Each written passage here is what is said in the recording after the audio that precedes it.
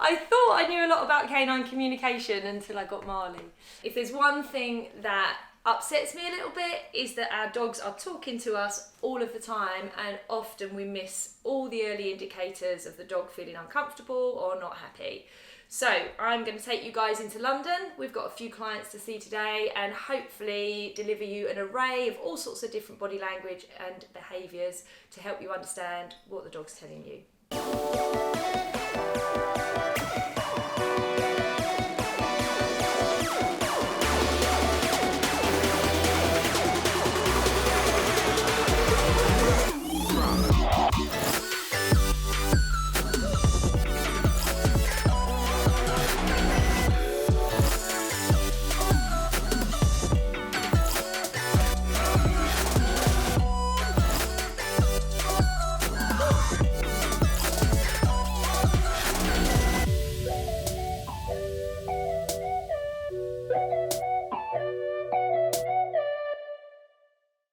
One of the most important things that you need to recognise is stress signals in the dog.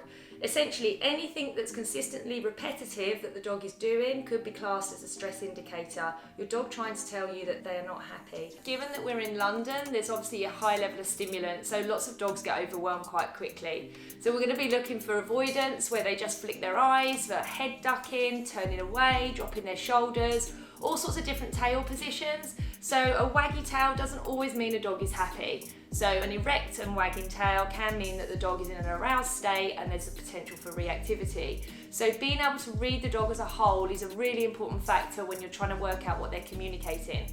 So we're going to take a look at a variety of different age dogs. We've got males, we've got females, we've got dogs who are quite confident in some of their behaviours and dogs who are not. Certainly some of the younger dogs are going to deliver behaviours that are very indicative of kind of adolescence. So being able to work out what the dog is saying in each scenario is going to be a really important thing for us today.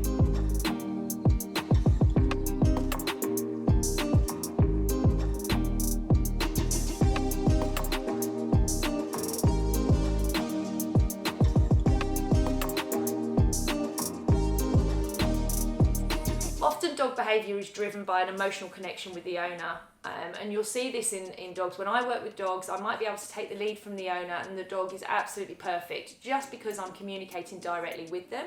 I'll give the lead back to the owner and the dog gets upset immediately because of this emotional connection and the loss of self-control. So when working with clients, we need to always be considering what does the client understand about the situation and where can we get them into a more confident position to be able to support their dog. And if we can do this and we can build this rapport, then the dog's behaviour and communication falls in line with the owners and the whole process becomes a lot calmer.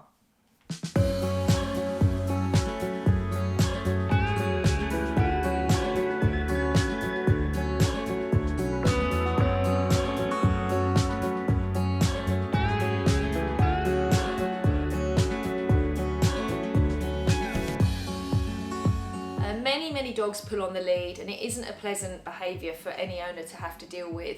But again, if we break this down and actually consider why they're doing it, it can be a really useful tool for when we're retraining them. So the dog's understanding is that they will naturally pull into any force. So if you put any pressure on the collar whatsoever, their natural instinct is to pull directly into that. So it's really important that we keep a loose collar as often as we possibly can, and actually stopping the dog before they get there or changing direction so they don't have to feel that tug, and then being really positive in our behaviour avoids this whole problem in the first place. It is something you have to work at all of the time, but the dog will be much more comfortable if they know exactly what you expect of them.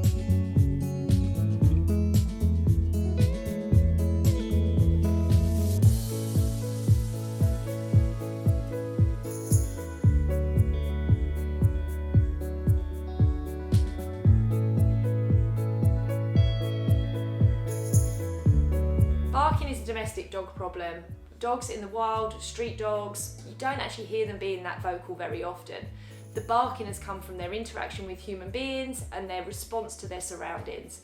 So in order to be able to calm this down, we want to look at the situation that created the barking in the first place. And actually, if you step that back, you'll see a huge array of stress indicators The dog might be doing something repetitive, they might be pacing, they might be spinning around, they might be looking to dig, they might be licking themselves or scratching. And if you actually recognise that these are stress indicators and the dog is out of its depth, and you actually remove them from the situation and teach them new coping strategies, then you can make a huge difference to the communication they give you when you re-enter that scenario for a second time. You'll notice when a young dog particularly moves into an area where they're feeling a little bit threatened or a little bit challenged, they might step back with their body language. You might see lots of avoidance behaviour with them averting their eyes or turning their head away. They might drop their shoulders and be reluctant to move forwards. If you see that happening, pushing your dog through it isn't always the best way to deal with it. So just be aware that your dog is basically saying, I'm not comfortable, I just need a moment to adjust. So just giving them that time can mean that they walk into a new environment feeling a lot more confident.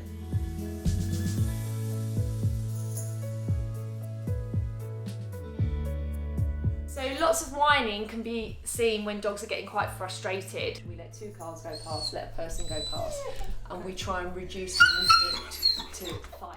So whining is usually the first vocal indication that a dog kind of is a bit confused, doesn't really know what you want them to do, and they're busy trying to work it out, but they're also being quite impatient. So teaching a dog a degree of self-control, and usually I should use a beg command for that, can be really helpful for them to just sit back and observe. Recognising a happy dog is again something that as a person we kind of view very differently. If I walk into a house and I see a dog that's highly excitable and jumping all over me, that doesn't necessarily mean that dog's happy. They're in an aroused and excitable state, but I would class that as being over threshold.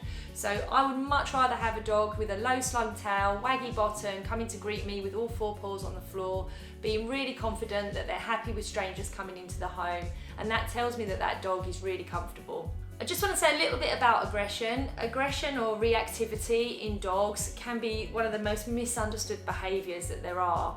I see many dogs performing aggression, and that doesn't mean they're actual aggressors and they want trouble. Often these dogs have just reached their limit.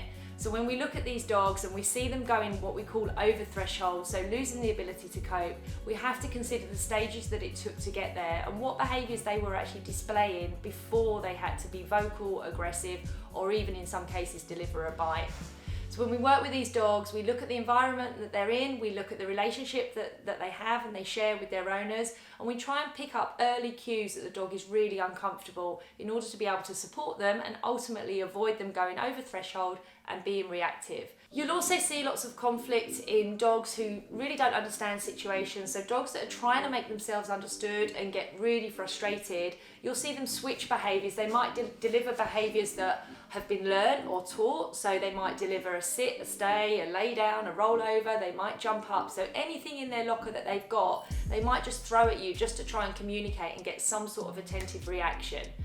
Again, when you're in this situation with a dog, if you take a step back and just view what you're seeing, just be quiet, just take a minute. So rather than physically trying to direct the dog or control the situation, just give the dog a minute just to adapt and breathe. If you do this, you'll often see them calm down quite quickly and then deliver you a different type of behaviour which you can actually work with. Something that I often have to remind clients about is that dogs can really have processing issues.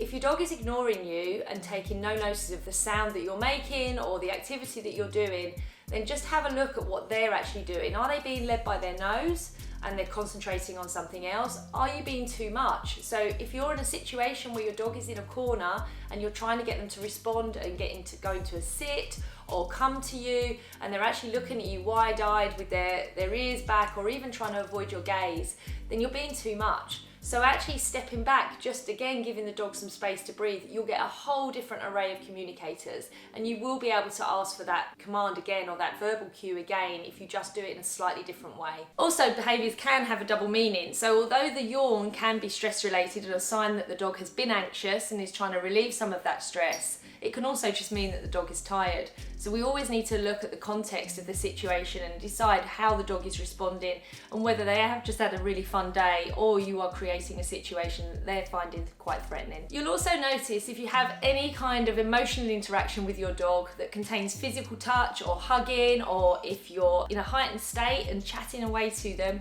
when you finish that interaction, you might notice that your dog delivers what we call a water shake, which is a behaviour that looks like they're shaking off water from head to toe.